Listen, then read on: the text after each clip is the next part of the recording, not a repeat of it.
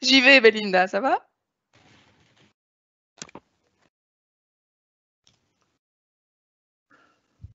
Bonsoir, bienvenue. Merci de nous rejoindre ce soir dans ces périodes difficiles où je sais que votre temps est précieux. Ce webinaire, de toute façon, sera comme d'habitude mis en ligne sur le site de l'AVIC par la suite, comme on fait de coutume. Donc voilà, la stratégie de vaccination, elle doit être régulièrement mise à jour et actualisée, et c'est ce que je vous propose de faire ensemble ce soir. Nous avons la chance d'avoir pu réunir ce soir pour ce faire différents intervenants. Merci d'ores et déjà à eux d'avoir consacré du temps à l'élaboration et à la présentation de ce webinaire. Je les remercie vraiment chaleureusement. Peut-être le slide suivant, peut-être juste pour présenter les intervenants. Voilà, parfait. Nous aurons une séance aussi de questions-réponses et pour ce faire, le chat est évidemment mis d'ores et déjà maintenant à votre disposition. Cette séance est accréditée. L'accréditation en éthique et économie a été demandée. Si ça vous intéresse, dans le même chat, n'hésitez pas à laisser votre nom, prénom, numéro INAMI et nous collecterons ces infos, bien sûr.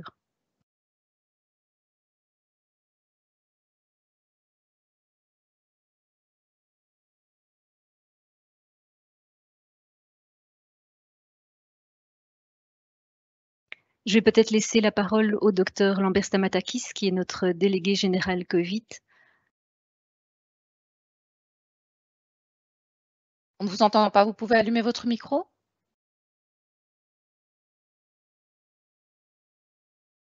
Il a été coupé, ça c'est pas sympa. Je reprends, voilà.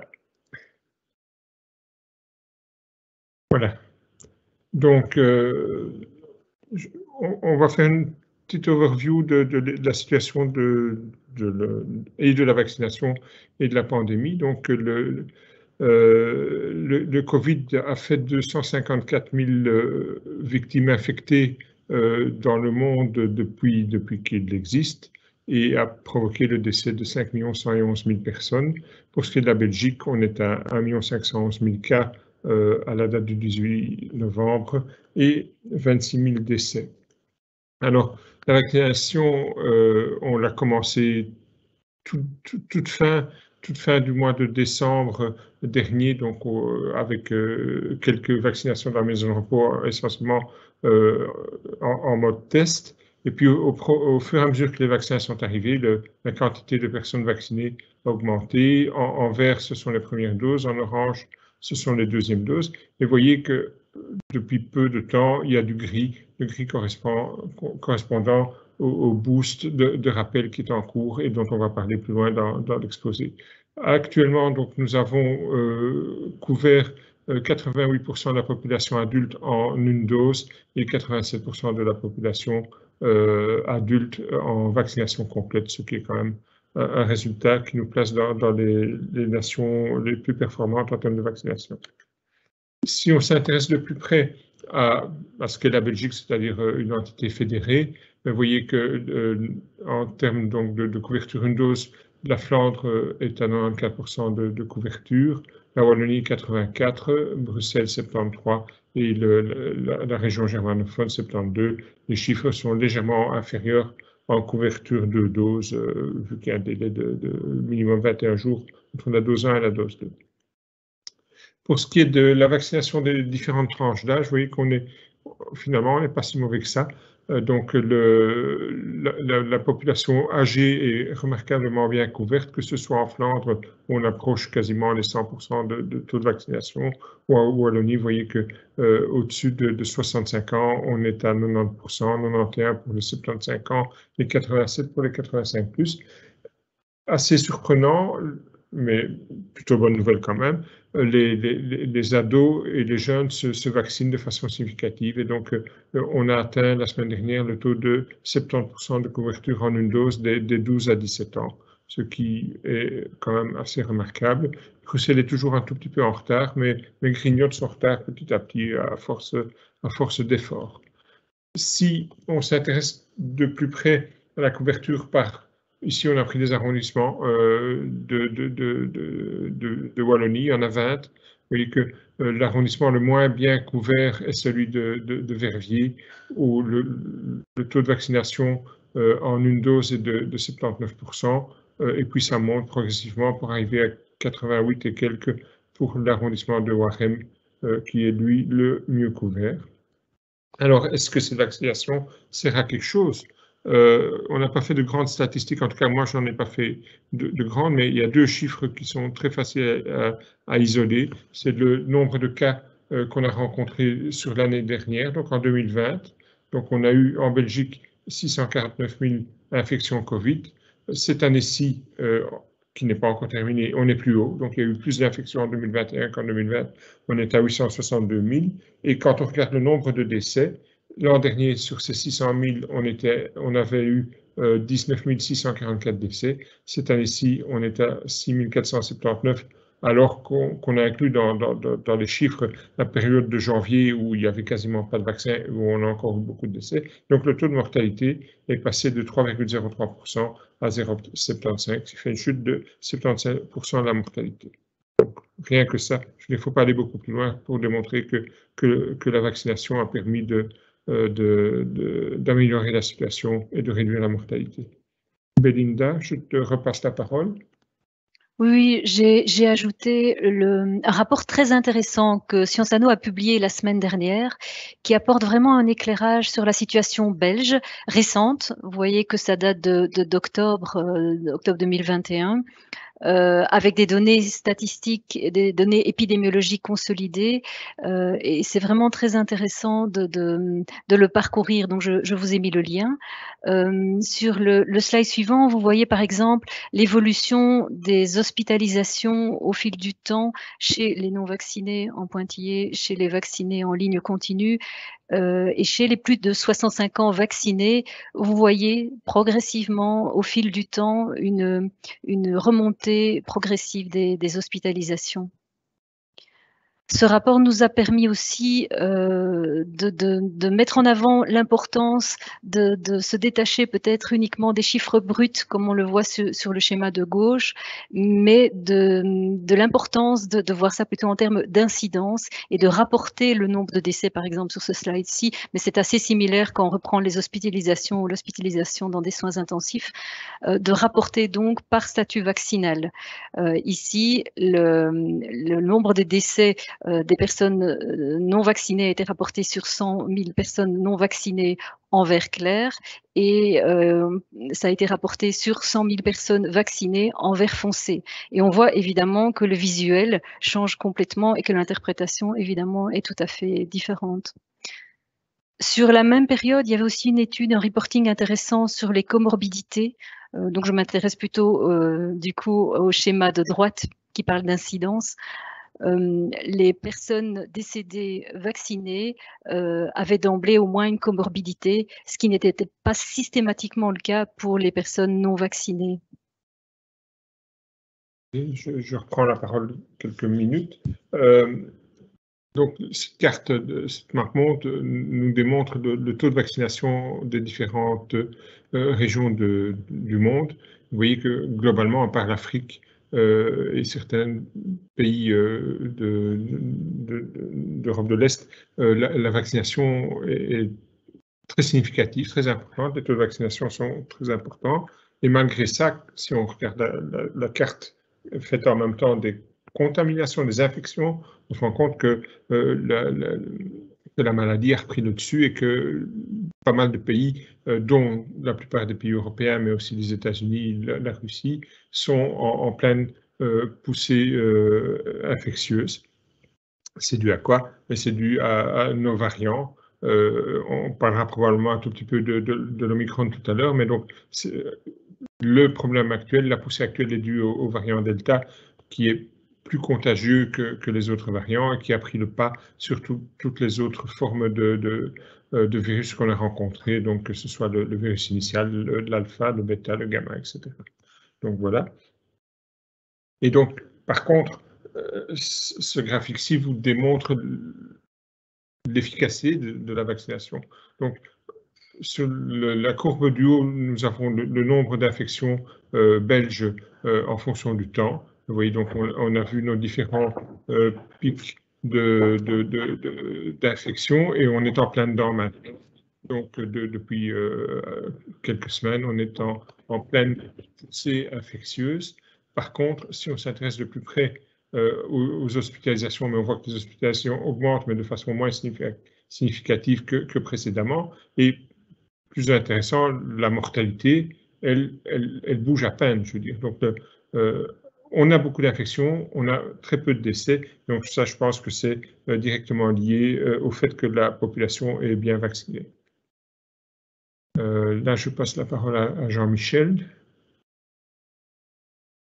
qui doit activer son micro, à mon avis. Merci Lambert. Et donc, effectivement, la réflexion sur l'efficacité du vaccin ne s'arrête pas à l'efficacité du vaccin sur une période déterminée, mais surtout sur son évolution dans le temps et qui traduit deux choses. Un, l'apparition éventuellement de variants qui vont être dominants, et c'est ce que le docteur Stamatakis a mentionné, c'est qu'on voit maintenant qu'au niveau belge, toujours à la date d'aujourd'hui, on a dans les échantillons prélevés, quand on fait le séquençage, on a 100% de variants Delta. Et deuxièmement, une perte d'efficacité du vaccin dans le temps. Après un schéma complet, donc je vous rappelle un schéma à 2 doses pour les 2 vaccins ARN et le vaccin adénovirus AstraZeneca, une dose pour le vaccin Janssen. Et donc une première étude qui a été assez interpellante, mais qui était, je vais dire, relativement attendue, c'est de mesurer l'efficacité du vaccin sur 2 paramètres. Le paramètre infectieux d'une part, donc est-ce que oui ou non les vaccins perdent de l'efficacité sur l'infection, donc ça veut dire mesuré par PCR, qu'elle soit symptomatique ou asymptomatique. Et deuxièmement, est-ce que les vaccins perdent de l'efficacité sur les formes plus sévères, la forme ultime étant bien évidemment les décès.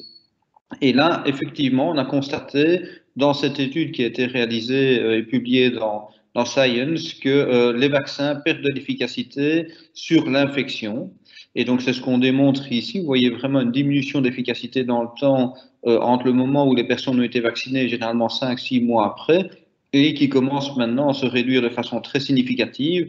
On a cité notamment le vaccin Janssen qui arrive à une efficacité de l'ordre de 13% de nouveau sur les infections, et Moderna et Pfizer qui diminuent également de façon significative. Alors l'impact qu'il peut y avoir sur les infections, c'est également de réduire le risque de transmission, puisque ou en tout cas d'augmenter quelque part le risque de transmission, même si on est vacciné, puisque une personne vaccinée qui n'est pas infectée, par définition, ne va pas transmettre un virus qu'elle n'a pas. Par contre, une personne vaccinée qui est infectée, et même si elle a des symptômes plus légers ou est asymptomatique, peut, avec le variant Delta, transmettre.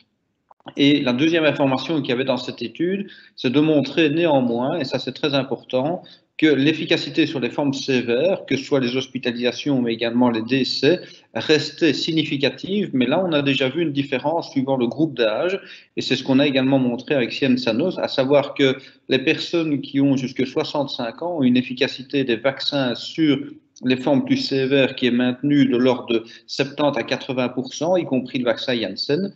Par contre, chez les plus de 65 ans, on voit une efficacité, y compris sur les formes sévères, qui diminue à 50%, par exemple avec le vaccin Janssen, et 75% Moderna et 70% avec le vaccin Pfizer. De façon générale, dans d'autres suivis d'études, notamment en Angleterre, on constate que l'efficacité sur les formes sévères, y compris après 6 mois, reste de l'ordre de 80 à 90%. Et donc, on a une couverture qui est encore relativement bonne. Et donc, c'est ce qui a amené, bien évidemment, le Conseil supérieur de la santé a d'abord recommandé une vaccination en booster chez les plus de 65 ans, puisque c'est là qu'on a une diminution. Et cette vaccination en booster chez les plus de 65 ans, y compris, on va y revenir, chez les personnes immunodéprimées par ailleurs, a été débutée dans le courant du mois de septembre-octobre. Et vous voyez qu'ici, début novembre, la Belgique avait déjà vacciné 5% en booster, alors ce qui est relativement peu par rapport à Israël. Mais pourquoi est-ce que c'est peu? Parce que en fait, Israël a commencé beaucoup plus tôt à vacciner une partie de sa population. Et les études réalisées en Israël qui montrent l'intérêt du booster sont 5 mois après, minimum après une dose complète de vaccin. C'est ce qui est montré dans cette étude israélienne particulièrement intéressante, qui a montré que lorsqu'on reboostait la population avec une 3e dose d'un vaccin ARN, on réduisait de nouveau les formes d'infection d'un facteur 10 à 11 fois 12 jours après la troisième dose.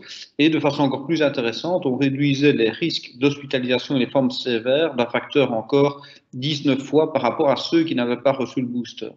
Et donc, c'est ce qui a amené, bien évidemment, à conforter l'intérêt, d'une part, de faire un booster chez les plus de 65 ans, mais deuxièmement, de se poser la question, est-ce que chez les moins de 65 ans, il y avait un intérêt également de faire le booster? Et là, également, des données aujourd'hui nous montrent qu'on perd de l'efficacité dans le temps sur les moins de 65 ans, d'où l'intérêt du booster qui a été recommandé ici récemment par la conférence interministérielle de la santé samedi passé, et qui vient d'être également confirmé dans d'autres pays, c'est le cas notamment de la France. Alors, si vous allez à la slide suivante, la nuance, bien évidemment, c'est que ça peut compliquer les choses, c'est qu'on ne travaille pas forcément avec les mêmes vaccins selon les mêmes caractéristiques. La priorité doit être donnée au moment où on a reçu la vaccination. Donc, ça veut dire qu'après une vaccination complète, après une vaccination ARN, on a une recommandation de 6 mois pour prendre le vaccin ARN, Comirnaty ou Spikevax. Donc, le Comirnaty, c'est le Pfizer, le Spikevax, c'est le Moderna. Par contre, ceux qui ont reçu le vaccin AstraZeneca, Vaxzevria, je vous rappelle que le délai entre les deux doses était plus élevé qu'entre les deux doses du vaccin Pfizer et Moderna. Et donc, pour des raisons d'équilibre et d'équité, on a proposé 4 mois après la deuxième dose du Vaxzevria, ce qui fait globalement qu'on arrive après 6-7 mois après la première dose, que ce soit avec le vaccin Pfizer, Moderna ou le vaccin Vaxzevria. Par contre, vous avez vu la chute qui est un peu plus marquée d'efficacité sur les infections avec le vaccin Janssen. Et là, on a recommandé, comme d'autres pays, que 2 mois après la dose unique, on fasse un vaccin ARN messager. La nuance, c'est que avec le vaccin Moderna Spikevax, la dose de rappel, comme on appelle le booster, est une demi-dose, alors que le vaccin Pfizer est une dose complète. Et une nuance encore importante, c'est que, en ce qui concerne les patients immunodéprimés ou sous immunosuppresseurs ou sous médicaments qui peut avoir un impact sur la dépression immunitaire, là, les délais, c'est de 4 semaines après le schéma complet de vaccination. Et ce qui est important aussi, c'est de rappeler que tous ces rappels sont uniquement avec des vaccins ARN, que ce soit le vaccin Comirnaty ou le vaccin Spikevax, ça c'est particulièrement important. Aujourd'hui, est toujours valable le Covid Safe Ticket sur base de la vaccination complète qui retient la vaccination en 2 doses. Donc il n'y a pas, ou en tout cas une vaccination complète 2 doses avec les vaccins à 2 doses et une dose si c'est le vaccin Janssen. La Belgique et d'autres pays ne sont pas encore passés à la recommandation d'une vaccination complète avec une 3e dose, une dose de rappel, pour que le Covid Safe Ticket soit valable. Voilà, là je laisse Lambert. Oui. Et donc, comme le professeur Donnier vous l'a dit, on a recommencé la 3e dose courant septembre. Et donc, à ce jour, on est à, c'est d'il y a 3 jours, donc on est à 480 000 personnes vaccinées en 3 doses dans les différents groupes. Donc, que ce soit les 65 ans et plus qui étaient le premier groupe, les immunodéprimés, les professionnels de la santé et les personnes qui n'ont reçu qu'une dose de Johnson. Donc, il nous reste 1 680 000 personnes à vacciner. Donc, ces personnes sont invitées depuis quelques jours. En fait, aujourd'hui, on a lancé l'invitation des personnes âgées de 55 ans et plus. Les 60-64 ans ont déjà été invitées. Et donc, elles vont se présenter progressivement dans les centres de vaccination, centres qu'on a adaptés, et je vais y revenir, pour pouvoir prendre en charge toutes ces personnes. Il faut insister sur le fait que cette 3e dose, ce booster, est important parce qu'il permet de rétablir une immunité tout à fait convenable contre l'infection et de bien protéger les personnes vaccinées. Alors, qu'est-ce que ça donne en termes de centres de vaccination?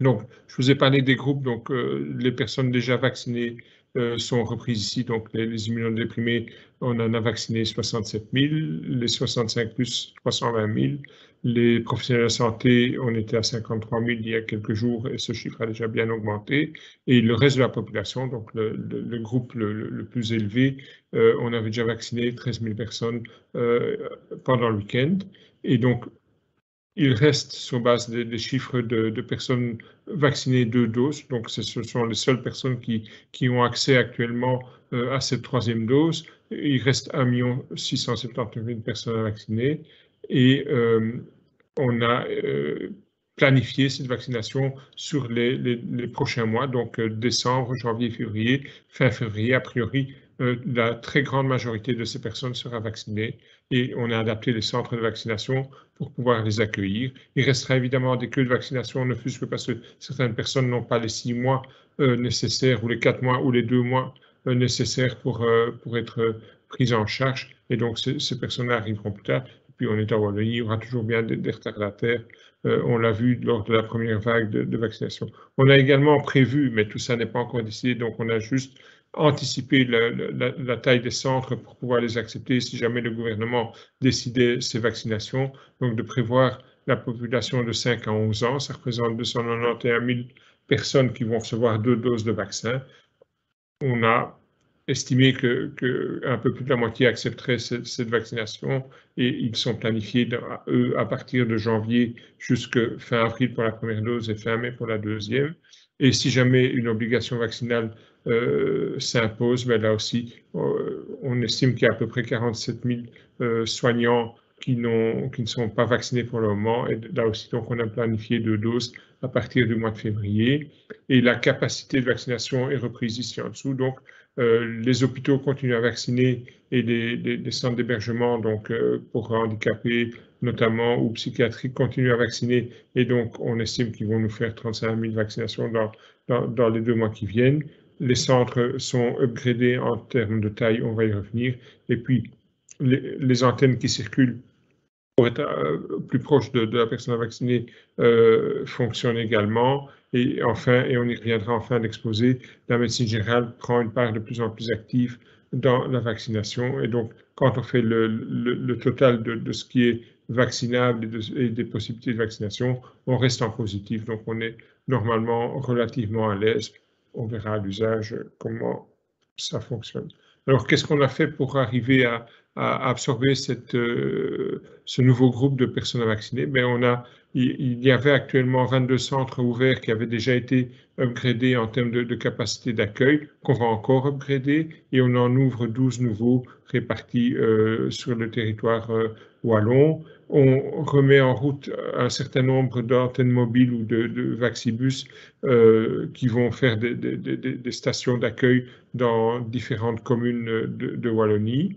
On augmente l'horaire des centres actifs de certains centres actifs de 11 à 13 heures et on augmente de façon très importante le nombre de jours d'ouverture. Certains centres n'étaient encore ouverts que 2 jours, ils vont passer à 6 jours sur 7. Voilà. Signaler que la prise de rendez-vous est accessible dans tous les centres, même s'ils ne sont pas encore ouverts. Donc, les nouveaux centres ouvrent à partir de demain, en fait. Le premier qui ouvre, c'est demain, et les derniers qui ouvrent, c'est autour du 8-10 décembre. Mais déjà, pour tous ces centres, on peut prendre rendez-vous via Doppler. Le reste, on en a parlé. Et voilà la carte de répartition des différents centres, donc que ce soit les antennes qui sont en bleu ou les centres. Vous voyez qu'on a essayé de couvrir le mieux possible le territoire wallon. On a pas mal upgradé la couverture dans la région du Luxembourg. On a pas mal upgradé la couverture dans la région de Liège. Le Hainaut était déjà bien couvert, on n'a pas ajouté grand-chose. Il y a une discussion pour ouvrir un centre ou une antenne, en tout cas, dans la botte du Hainaut, qui pour le moment n'est pas suffisamment couverte. Là, je repasse la parole à Jean-Michel ou à Belinda. Oui, je pense que le professeur Donnier apportera sans doute sur les nouveautés en matière de vaccin Covid des informations plus poussées que moi, mais ici j'avais juste mis le slide pour reparler de la version pédiatrique du vaccin Pfizer qui a donc été validé pour les 5 à 11 ans et qui consiste donc à une dose réduite à 1/3 de la dose habituelle. Mais je pense qu'on en parlera plus tard, effectivement.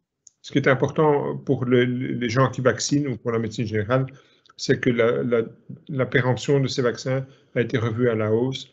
Et donc là, on était, rappelez-vous, tout au début de la vaccination, on avait 5 jours pour utiliser le vaccin, puis c'est passé à 31. Et là, maintenant, on est à 10 semaines.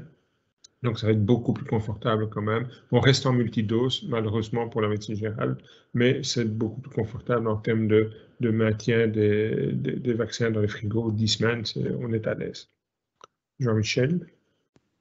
Oui, donc on peut passer à la slide suivante. Donc, parmi les attentes à venir, je ne sais pas vous donner une date précise puisque le dossier est sur la table de l'Agence européenne du médicament depuis un certain temps. C'est notamment l'accord et la signature de la Belgique comme d'autres pays européens de pouvoir faire l'acquisition de vaccins un peu particuliers, qui est le vaccin en fait qui s'appelle Covovax, qui est de la firme Covavax. Et Novavax, pardon, et qui est un vaccin qui devrait, on l'espère, avoir son autorisation de mise sur le marché conditionnelle aussi par l'Agence européenne du médicament dans les mois à venir ou peut-être même dans les semaines à venir, peut-être d'ici la fin de l'année ou début de l'année prochaine. Alors, qu'est-ce qu'il a comme intérêt, ce vaccin ? C'est qu'il ne repose pas en fait sur les plateformes des vaccins qu'on utilise actuellement, à savoir soit de l'ARN, soit de l'ADN qui est présent dans un adénovirus. Et donc, c'est un vaccin qui utilise une technique de sous-unité protéique qu'on utilise déjà dans le vaccin contre l'hépatite B ou dans les vaccins HPV, notamment le Cervarix ou le Gardasil, et qui nécessite, entre guillemets, malheureusement, d'être adjuvanté parce qu'ils n'ont pas une réponse immunitaire aussi efficace que les vaccins ARN et les vaccins adénovirus.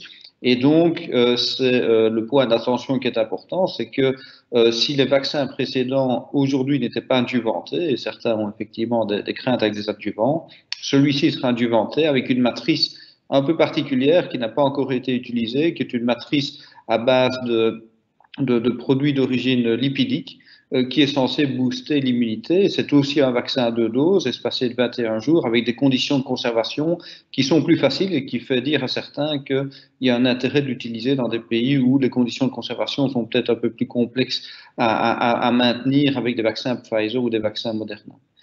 Et donc, si on voit la slide suivante, alors il reste quand même des questionnements concernant ce vaccin. C'est un vaccin dont les données cliniques ont été publiées, donc on a le même type d'études cliniques qui a été réalisé en phase 3 sur une première étude qui a été réalisée sur à peu près 14 000 individus, avec ou sans comorbidité, sans antécédent de Covid-19. Au niveau sécurité, sur base de ce type d'études, c'est principalement de la réactogénicité, ça veut dire des effets indésirables locaux et systémiques, de la fièvre, des maux de tête et des courbatures, et locales des douleurs à l'injection, et un peu plus important chez les individus plus âgés, alors que je vous rappelle que c'était l'inverse qui se passe avec les vaccins, notamment ARN. Aucune réaction anaphylactique, mais ça, on devait s'y attendre. Et en termes d'efficacité, on a des efficacités qui sont de l'ordre de 90%, donc un peu moins bon que les efficacités avec les vaccins ARN.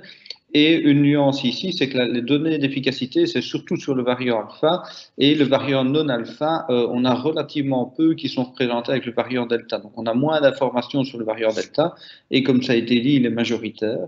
Et donc une deuxième étude a confirmé quelque part son intérêt, une étude chez 25 000 adultes, et avec une efficacité de l'ordre de 90%, et là aussi de façon très importante, une efficacité très significative sur les formes sévères, parce qu'on parle ici de 100%, mais avec un nombre de cas qui est relativement limité, mais là aussi principalement les données d'efficacité sur le variant alpha. Mais donc ça va permettre de compléter le portfolio pour ceux qui sont complètement réfractaires en primo-vaccination, l'utilisation d'un vaccin ARN ou l'utilisation d'un vaccin adénovirus, puisque de toute façon, maintenant, il n'y a plus le choix, on ne vaccine plus avec le vaccin adénovirus, le vaccin AstraZeneca ou le vaccin Janssen. Et donc, c'est soit un vaccin ARN en booster ou en primo-vaccination, et éventuellement celui-là qui pourra être utilisé.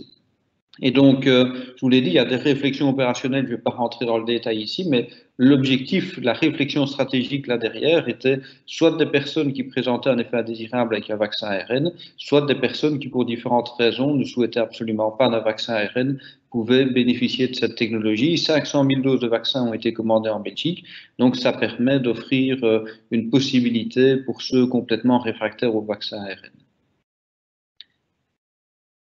Alors, un petit mot sur la vaccination par la médecine générale. Donc, procédure qu'on a commencé quand même il y a 2-3 mois maintenant en région wallonne, en tout cas à une échelle plus large que précédemment. Je vous rappelle que précédemment, la vaccination à domicile était essentiellement destinée à prendre en charge des personnes qui n'étaient pas capables de se rendre dans un centre de vaccination, donc ce qu'on appelle des grabataires.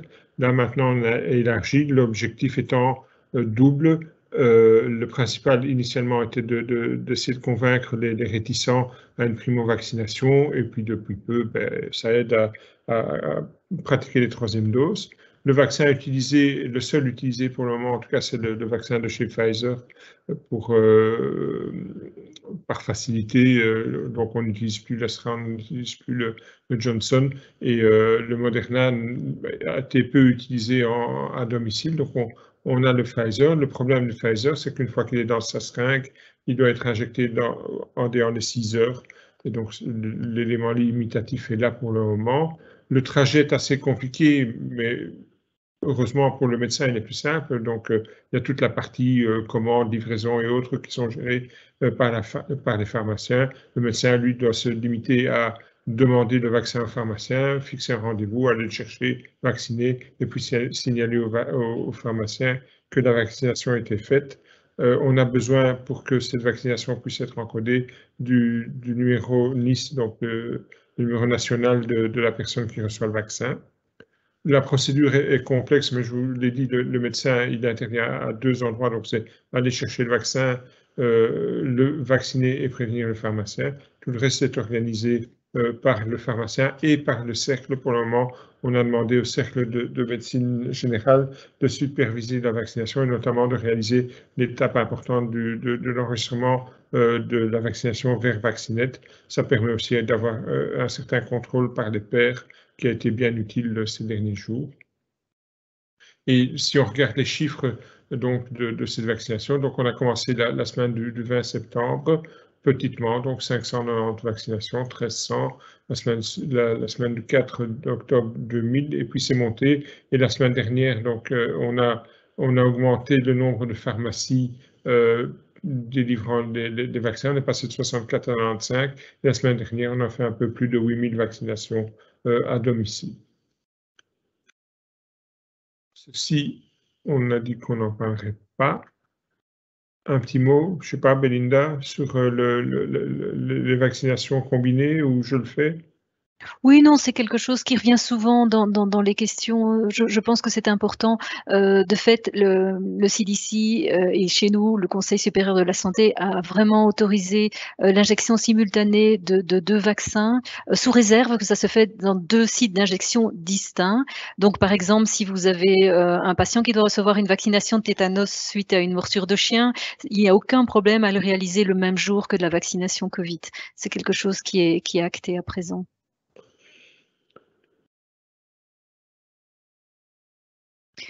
Alors, si vous avez un patient, mais comme pour toutes les autres vaccinations finalement, qui présente une infection aiguë avec de la fièvre, des symptômes majeurs, la vaccination Covid doit être reportée. C'est aussi le cas si vous avez un test PCR positif. Ce report est d'une durée de 14 jours, avec un minimum de 3 jours sans symptômes. Ben oui, c'était surtout le dernier point sur lequel je voulais attirer, la dernière item, et on vient juste d'en parler, le fait de pouvoir réaliser 2 vaccinations le même jour. Tu peux passer la slide suivante, oui. Juste un petit point rapide d'information sur ce qui est mis en place au niveau des supports d'information pour les médecins généralistes, pour les citoyens également, hein, mais c'est une évidence que pour le moment, il y a énormément de questions de la population vers les médecins traitants, parce que comme toutes les études l'indiquent, la confiance, la relation de confiance entre le médecin et son patient est très forte en Belgique. Il y a vraiment une prise en compte importante de l'avis et des conseils reçus. Mais c'est très chronophage, même si c'est vraiment très très bien ainsi, c'est très chronophage pour vous et nous en sommes conscients. Il y a des campagnes de vaccination qui sont lancées. Actuellement, celle sur les gestes protecteurs est déjà en cours. L'importance de leur maintien, même si on est vacciné, vous savez que la vaccination réduit la circulation du virus, mais ne l'abolit pas complètement. Et là, incessamment sous peu, elle est en voie de finalisation. Il y a une campagne qui va être lancée, qui sera disponible sur le site internet de la VIC, qui concerne les fake news, pour donner des clés de réponse articulées sur ces 6 phrases, ces phrases un peu bateau, hein. Il y a aussi, et ça c'est le slide suivant, les sites que vous connaissez bien, peut-être un petit point d'intérêt sur l'onglet ressources de jemevaccine.be, où vous pouvez trouver des affiches, des folders.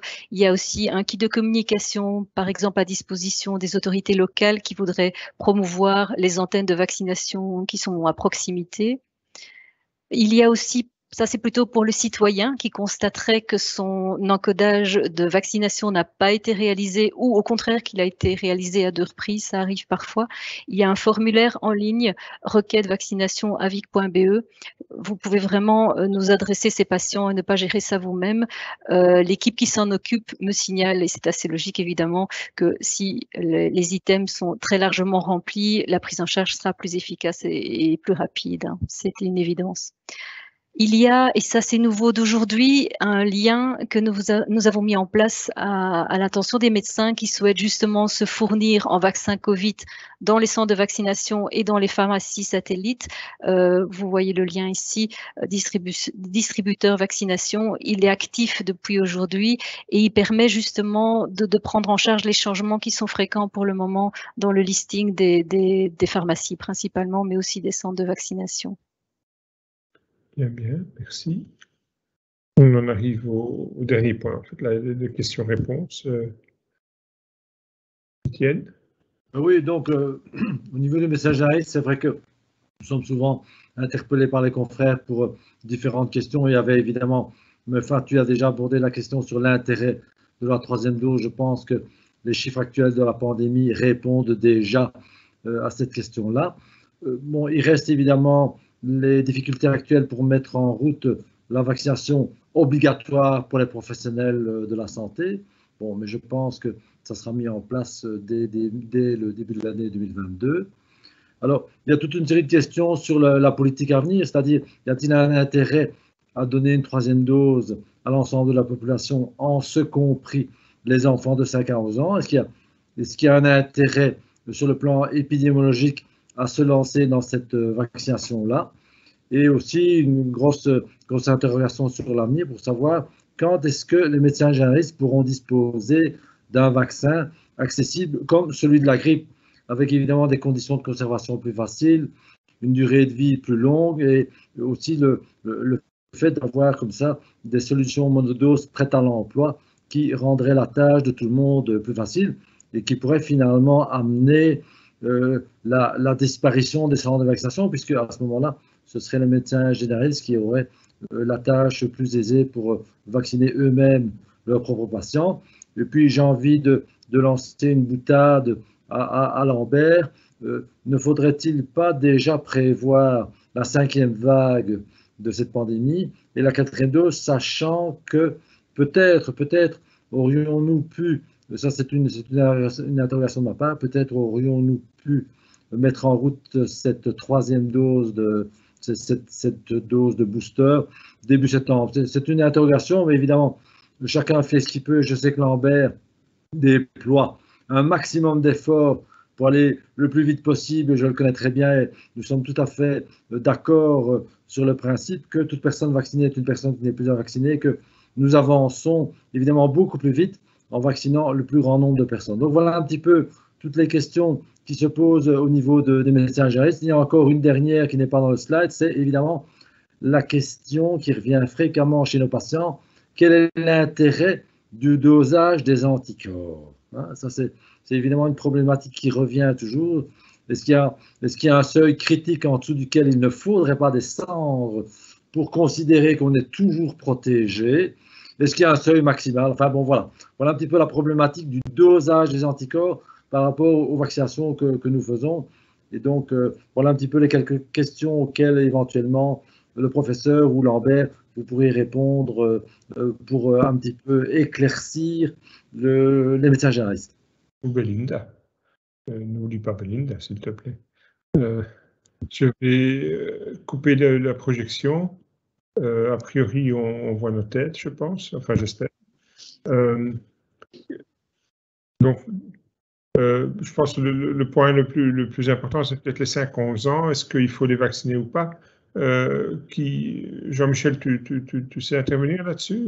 Oui, donc en fait, c'est la FDA en premier qui, sur base des mêmes données, a fourni une autorisation de mise sur le marché chez les 5-11 ans. Il faut savoir qu'il y avait une demande de l'Académie américaine des pédiatres parce que au moment de l'autorisation, chez les 5-11 ans, on avait vraiment, un peu comme en Belgique d'ailleurs, chez les moins de 10 ans, une recrudescence des infections. qui ne se traduisait pas sans morbidité. Ça veut dire qu'on avait plus de 8000 hospitalisations et une centaine de décès chez les 5-11 ans. Donc, quand on parle qu'ils ne sont pas hospitalisés et ne décèdent pas, en tout cas, suivant les populations, ce n'est pas le cas. Alors, les populations américaines de plus jeunes sont souvent plus comorbides, notamment en raison de certaines comorbidités et certaines origines particulières, notamment qui font qu'ils ont, semble-t-il, un risque peut-être un peu plus élevé. Mais donc, il y avait une demande qui était particulièrement importante, qui fait qu'aujourd'hui, la vaccination des 5-11 ans est utilisée chez plus de 3 millions d'enfants. Alors, cette même vaccination a été utilisée, autorisée maintenant en Israël et au Canada, et l'Agence européenne du médicament a autorisé cette indication. Donc, je rappelle effectivement que c'est un vaccin qui est dosé différemment. C'est d'un facteur 3, c'est toujours 2 doses, espacées de 21 jours, donc il est 3 fois moins dosé que le vaccin adulte, mais pourquoi est-ce qu'il a été autorisé sur base d'une balance bénéfice-risque, sur base d'une étude qui a été réalisée sur à peu près 3000 individus, qui montre que le vaccin est efficace à peu près 90,7%, 91% sur les formes non sévères, donc puisqu'on sait très bien que notamment les formes sévères sont beaucoup plus rares, et donc sur 3000 individus on ne les verra pas. Mais c'est également une réponse immunitaire, malgré qu'il est triplement dilué, je dirais, qui est équivalente à ce qu'on observe chez les plus de 16 ans. Donc ça, c'est intéressant, sans effet indésirable supérieur, voire des effets indésirables moindres. Et donc, le Conseil supérieur de la santé s'est saisi de la question, devrait fournir une recommandation dans le courant du mois de décembre, raison pour laquelle elle a été planifiée dans le planning, je dirais, au niveau wallon. Mais ça ne préjuge pas de la décision du Conseil supérieur de la santé. Vous avez vu qu'en France, ils ont été un peu plus modérés au niveau de la haute autorité de santé, de ne pas le recommander, en tout cas, tant que maintenant, de façon significative, un peu comme les 12-15 ans, comme on a fait chez nous. Et donc, on attend ce type de recommandation avant de le proposer. Et la nature dont il sera proposé dépendra aussi de ces analyses nationales. Merci. Juste en dessous, dans les questions, un nouveau vaccin accessible de la médecine générale, c'est toujours pour toi, Jean-Michel, je pense. Un monodose, quand est-ce qu'on aura un monodose lyophilisé? En fait, actuellement, ce n'est pas le cas. Donc, ce que je peux vous dire, c'est que ce n'est pas faute d'essayer. Maintenant, il faut bien se rendre compte que, toujours actuellement, outre le problème logistique, il faut bien se rendre compte que les seules possibilités d'avoir des vaccins en grosse quantité, ça a été également ce système-là. Parfois pour des raisons très simples. Ça veut dire que si vous devez faire des monodoses, il vous faut, au lieu d'avoir un vial, il vous faut 6 à 12 vials, si on prend Pfizer et Moderna.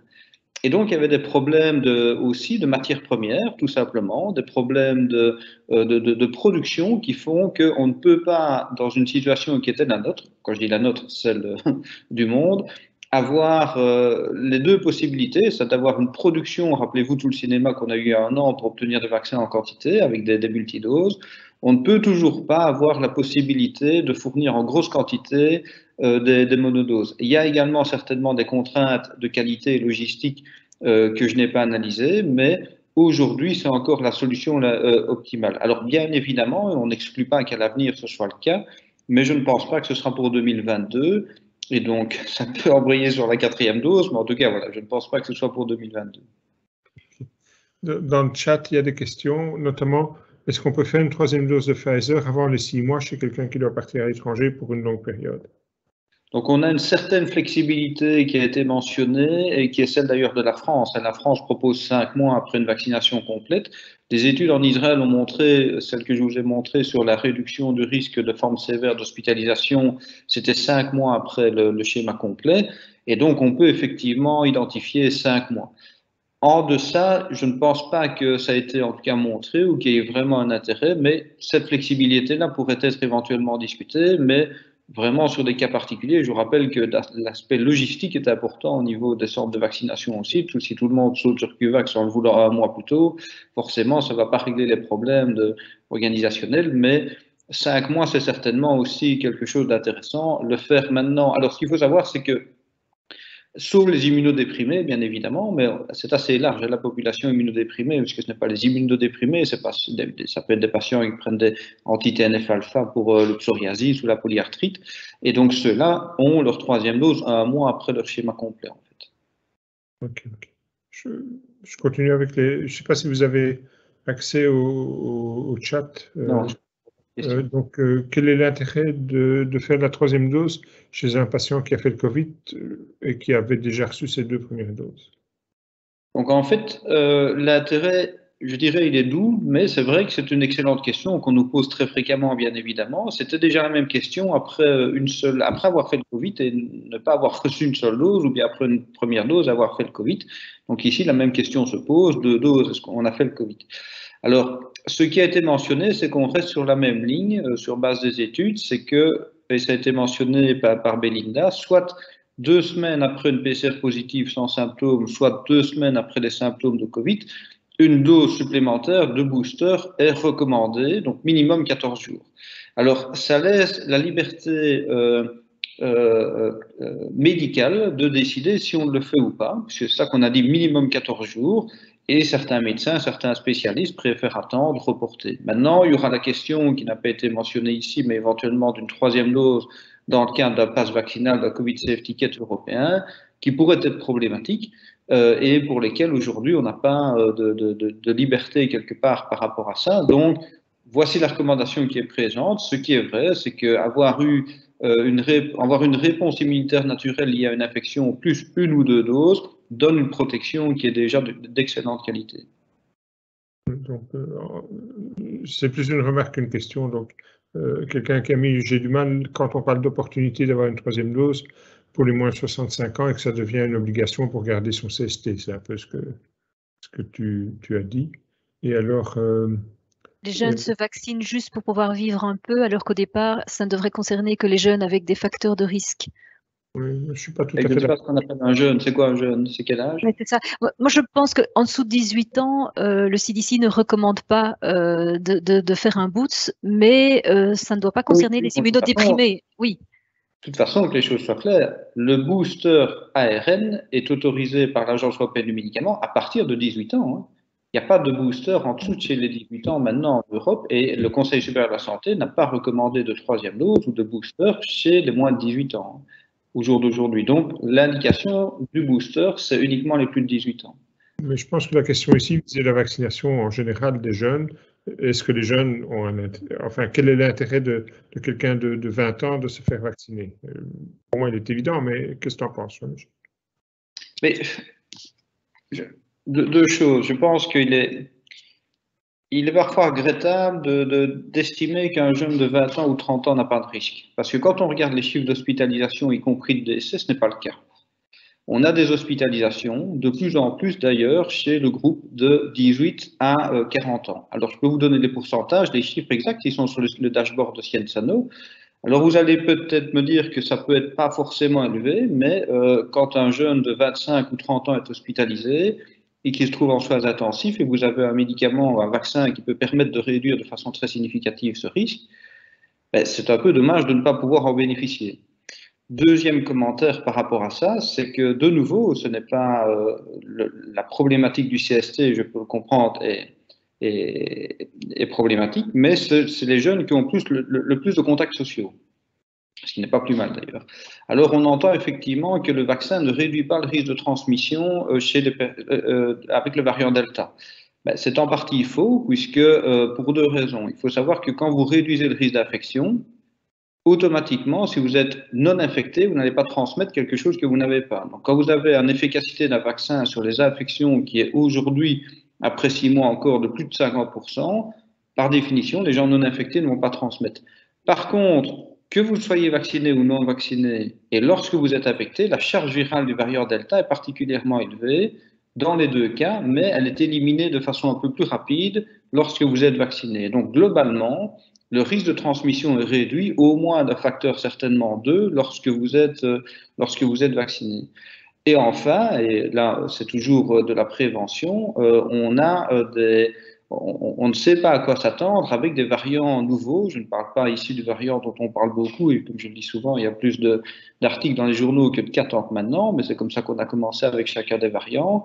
Et il sera certainement trop tard de se poser la question comme certains, on ne va vacciner que les personnes à risque. Parce que si vous pouvez me donner une définition d'une personne à risque, je pense que peu vont continuer à vacciner contre le tétanos. Peu vont continuer à vacciner contre contre la polio. Eux vont continuer à vacciner contre le rotavirus. Il n'y a pas de décès d'enfants liés au rotavirus. Donc, pour la plupart des vaccins, quand ils ont été introduits, il y avait moins de décès dans les groupes d'âge plus jeunes aux États-Unis avec les autres maladies comme le rotavirus, comme y compris le tétanos ou même la méningite, qu'aujourd'hui, l'introduction du vaccin Covid dans les 5-11 ans, il y avait 66 décès l'année précédente avec le vaccin anti-Covid dans les 5-11 ans. Donc, voilà, c'est pour ça qu'on laisse certainement la possibilité, je ne vais pas revenir sur le Covid Safety Ticket puisque ce n'est pas l'objet de la réunion, mais c'est laisser la possibilité de réduire un risque d'hospitalisation et de décès quel que soit les groupes d'âge. Il y a une question sur l'efficacité de la vaccination sur les formes non sévères. Je pense que le reboot a aussi cette utilité. Hein. Oui, donc en fait, sur les formes non sévères, donc dit autrement, même sur l'infection symptomatique ou asymptomatique, on repasse pour les vaccins d'intérêt maintenant à plus de 90%. Alors, ce qui est intéressant, c'est comme on rebooste avec des vaccins ARN, y compris les personnes vaccinées avec un adénovirus, donc ça c'est principalement aussi des professionnels de la santé. On voit notamment qu'après un AstraZeneca, quand on rebooste avec un vaccin ARN, on remonte une efficacité de plus de 90% qu'il n'avait pas initialement. Donc, ça montre vraiment qu'on rebooste vraiment l'efficacité, comme je l'ai dit. Réduire l'infection, c'est aussi réduire le risque de transmission. Et donc, cette vaccination hétérologue, ce mix matching reste aussi intéressant, y compris quand on a eu un vaccin à un adénovirus. Je reviens sur la question, quel pourrait être l'intérêt du dosage des anticorps? Parce que c'est une question qui revient fréquemment chez nos patients. Et nous, on a beaucoup publié dans le domaine. Effectivement, je pense que quand on est des laboratoires assez spécialisés, nous, on a suivi plus de 200 professionnels de la santé depuis janvier qui ont été vaccinés à Saint-Luc, l'hôpital Saint-Luc, l'hôpital de Montgodine. On les suit avec différentes techniques, avec des mesures d'anticorps, avec des mesures d'anticorps neutralisants. Et c'est vrai qu'on a vu aussi, nous, apparaître cette chute d'anticorps avec le temps chez les professionnels de la santé, des médecins principalement, après 5-6 mois. Et on commence à voir des données sur la nature et le type et la concentration des anticorps avec la sévérité de la maladie. Donc, autrement, certains qui ont des anticorps neutralisants quantitativement moins importants ont parfois une sévérité de maladie qui peuvent obtenir par après, qui est plus importante. Ça reste des données expérimentales, ça ne reste pas, il n'y a pas aujourd'hui, pour répondre à votre question clairement, de valeurs cut-off qui permettent d'identifier si oui ou non on est protégé. Et deuxièmement, et ça c'est important, il n'y a pas de ce qu'on appelle de corrélat de protection. Donc ça veut dire que bien évidemment, si vous n'avez aucun anticorps, ça c'est plus problématique, mais quelle que soit la concentration à partir d'un certain moment d'anticorps, c'est très difficile à dire ceux qui, oui ou non, vont devoir remesurer leurs anticorps toutes les semaines, toutes les 2 semaines, toutes les 3 semaines, tous les mois. Et donc là, on va être dans un processus qui se passe quasi jamais pour les vaccins, à l'exception de l'hépatite B, où vous avez un titre d'anticorps, si vous vous rappelez bien, de 10 unités qui vous dit, ben là, vous êtes protégé. On ne sait pas encore le déterminer maintenant. Et d'un point de vue logistique, ce serait particulièrement complet, puisque je vous l'ai dit, ça change ce titre d'anticorps avec le temps. Et donc, qu'est-ce qu'on va faire? Un prélèvement tous les mois pour être éventuellement revacciné. Donc, la solution la plus adaptée aujourd'hui, c'est de vacciner selon les schémas optimaux tant que ces corrélats ne sont pas reconnus de protection avec un titre bien défini. Et il n'y a pas de valeur élevée, puisque c'est une question aussi, qui ferait que on aura un titre d'anticorps tellement élevé que ça peut entraîner des risques pour la santé. J'ai aussi encore envie de vous poser une question. Comment voyez-vous 2022? Faut-il s'attendre à une 5e et une 6e vague et à une 4e dose, une 5e dose de vaccination? Parce que c'est quand même ça aussi qui nous préoccupe. Je sais bien que vous n'êtes pas Madame Soleil, mais quand même, avec l'expérience dont nous disposons actuellement, pouvons-nous espérer l'extinction de cette maladie pour 2022 ou allons-nous devoir nous installer dans un certain circuit automatique de revaccination tous les 6 mois? Je vais peut-être répondre, Norbert, tu veux répondre. Tu veux répondre avant ou... Non, vas-y, écoute. On est entre nous, donc je vais vous donner ma façon de penser. D'abord, je trouve étonnant qu'on se pose cette question maintenant, mais ce qui est tout à fait normal, alors qu'on ne se pose pas la question avec la grippe. Personne n'a jamais compté sur le nombre d'injections de grippe qu'il a eu, vaccin anti-grippe. Et donc, si honnêtement le prix à payer pour la maladie actuelle, vu les conséquences économiques, psychologiques, puisqu'on voit vraiment l'impact majeur sur la santé mentale, c'était une injection par an, moi je signe à 2 mains. Donc ça, c'est déjà sur le principe. Deuxième commentaire, c'est qu'on oublie, et là aussi beaucoup comprennent un peu comment on développe les vaccins maintenant, ou tout médicament, on oublie que le schéma optimal n'est pas connu de cette vaccination. Je vous rappelle que l'hépatite B, on ne savait pas qu'il faudrait 3 doses, mesurer un titre, et que c'est principalement 3 doses. Donc moi, je n'exclus pas qu'un variant équivalent au même variant comme avec l'Omicron ici, 3 doses soit le schéma optimal, 0 à 6. À savoir que, un peu comme l'hépatite B ou un peu comme d'autres vaccins, le vaccin HPV, c'est 3 doses qui soient optimales. Et puis là, vous allez avoir un maintien de l'efficacité bien au-delà des 6 mois dont on parle ici. Et d'ailleurs, on le voit certainement dans les cours. Par contre, où je suis un peu inquiet, et là, je vous l'ai dit, on est entre nous, c'est que je vois que quand on a une bonne partie de la population qui est vaccinée au mois de septembre et qu'on relâche les gestes barrières, que l'efficacité, même exceptionnelle de la vaccination, ne me permet pas de ralentir le virus en période hivernale où on referme les portes, on referme les fenêtres. Et donc, c'est ce qui me fait dire que même si le vaccin maintient une bonne efficacité, sa saisonnalité, sa reprise quelque part de contact, peut nécessiter de revacciner éventuellement chaque année un variant équivalent pour éviter ce qui se passe. Et pour répondre aussi à une autre question que vous avez mentionnée, la Belgique est un des pays qui a vacciné le plus vite avec une 3e dose et quantitativement le plus important. Je vous rappelle que la Belgique a été un des premiers pays à décider de vacciner tout le monde au-delà de 18 ans la semaine passée. La France, ils viennent seulement de décider, les États-Unis n'avaient pas décidé, le seul pays qui avait décidé, c'était Israël. Et si vous regardez la rapidité de vaccination aujourd'hui, en 3e dose, on est à peu près à 11,5% de la population, là où la population, généralement des gros pays, tourne aux alentours de 9-10%. Et donc, on a vacciné le plus vite possible, à partir du moment où on a décidé de le faire au mois de septembre, y compris maintenant, et on n'aurait pas pu le faire beaucoup plus tôt, puisqu'il n'y avait pas d'intérêt donné de le faire après 3 mois, après la 2e dose. Donc, je ne pense pas qu'on puisse aller plus vite que ce qu'on a fait. Après, maintenant, ça va s'équilibrer. Je pense que les centres sont particulièrement bien organisés. Mais je n'exclus pas qu'il faille une 4e dose. Alors, ce qu'il faut savoir, c'est que le CDC recommence une 4e dose pour les immunodéprimés, puisque le schéma initial, c'est 3 doses, et le CDC recommande là, chez les immunodéprimés, déjà une 4e dose. Okay. On arrive au bout du temps qui nous était imparti. Je vais peut-être juste citer la dernière interpellation dans le chat. Je préfère un soignant non vacciné et prudent que pas de soignant. Ben oui, mais vu la haute contagiosité dont vient de parler le professeur Donnier, c'est vrai que si on peut choisir nos préférences, je préfère aussi un soignant vacciné et prudent, parce que être prudent, qu'est-ce que ça veut dire quand un virus est si contagieux? C'est peut-être... c'est un peu de l'incertitude. C'est clair que c'est tout le débat de la vaccination obligatoire, évidemment. Oui, moi, je n'ai pas vraiment de commentaires là-dessus, puisque oui, moi, je suis aussi un professionnel de la santé, je suis vacciné, et donc je pourrais ne pas comprendre non plus pourquoi un professionnel de la santé n'est pas vacciné. Ça, c'est mon avis personnel, et c'est l'avis de l'Académie royale de médecine. Par ailleurs, je vous rappelle qu'au mois de juillet, elle avait déjà recommandé. Par contre, est-ce que les sanctions sont proportionnées? C'est là qu'effectivement, on peut se poser de sérieuses questions à partir du moment où on a besoin de tout le monde actuellement. Ça, c'est clair qu'on a besoin de tout le monde sur le pont, que ce soit les soignants, les infirmières, les médecins, les pharmaciens, tout le monde. Et si on venait à perdre même 2 à 3%, ce serait aujourd'hui, bien évidemment, problématique.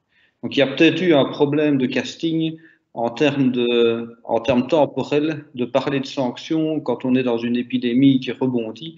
Alors que, si vous vous rappelez bien, au mois d'août et au mois de juillet, quand l'Académie royale de médecine avait recommandé la vaccination obligatoire des professionnels de la santé et que ça a été décidé au niveau au mois d'août, il n'y a pas eu énormément de remous. Et c'est clair que c'est maintenant plus la problématique des sanctions qui est à mon avis, inadaptée au jour d'aujourd'hui en termes de discussion. Et ça, c'est tout à fait autre chose. Mais je ne comprendrais pas qu'un professionnel de la santé puisse débattre pour lui et pour d'autres de ne pas se faire vacciner pour des raisons qui m'échapperaient en tout cas. Les sanctions, c'est autre chose. Mais voilà, je propose de nous quitter ici. Merci à tous pour votre attention. Merci encore à nos orateurs pour leur soutien et leurs conseils éclairés. Professeur Donnier, merci pour votre éclairage. Docteur Samatakis, Docteur Van Oudakker, à très bientôt. De toute façon, notre chat signale une adresse de communication. Si vous souhaitez encore vous interpeller, on y apportera une réponse. Je vous souhaite donc une très bonne soirée. À bientôt. Merci. Au revoir. À très bientôt. Au revoir.